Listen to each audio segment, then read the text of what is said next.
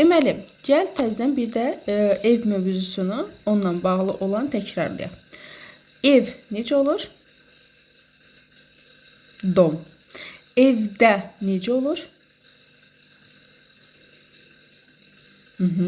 Дома. Отлично. İkinci variantı da var onun. В доме. Düzdürmü? В доме. Amma sən məsəl üçün evdə o ucu v domi nəyi göstərir? Evin içərisində.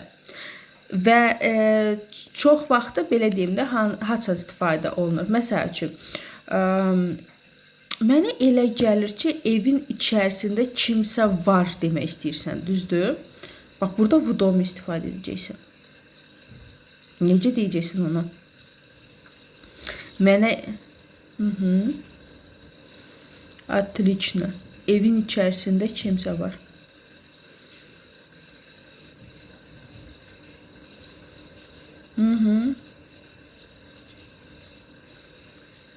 Отлично. Супер. Мне кажется, в доме кто-то есть. Mənə elə gəlir ki, evin içərisində kimsə var. Super. Так. Sonra evdən. Super. Iz doma. Evdən. Evə.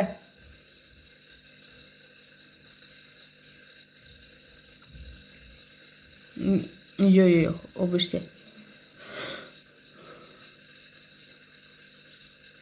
Super. Bəli. Evə, домой. Bəs bayaq dediyin k domu nə deməkdir?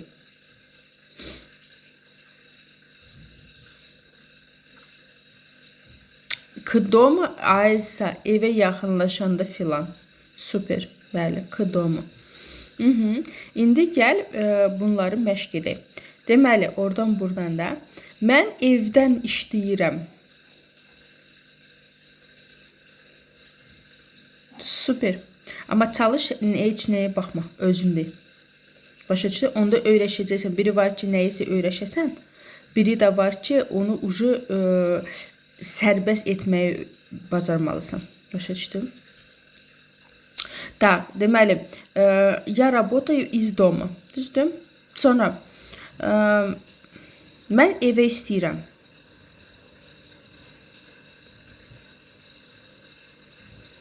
Super. Я хочу домой. Так. Mən evdən çıxmışam.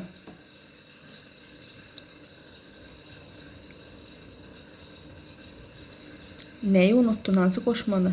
Я вышла. Отлично. Из дома. Так. Evə gəlim, sənə zəng edəcəm.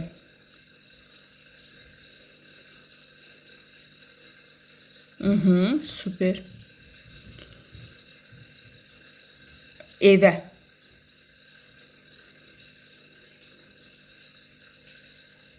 Bu dəqiqə dedim. Отлично. Aha.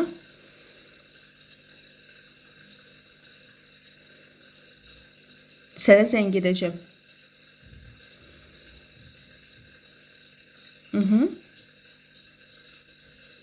Отлично. Deməli, yəni hardasa ucu sən başa düşəcəklər. Normal bir şeydir. Deməli, indi fikir ver. Burada приехать feili oldu, düzdürmü? Evə gələndə. Ona görə ya şəxs əvəzinə görə dəyişirik. Düzdür? Когда я приеду домой, mən sənə zəng edəcəm. Я тебе позвоню. Zəng edəcəm. Когда я приеду домой, я тебе позвоню.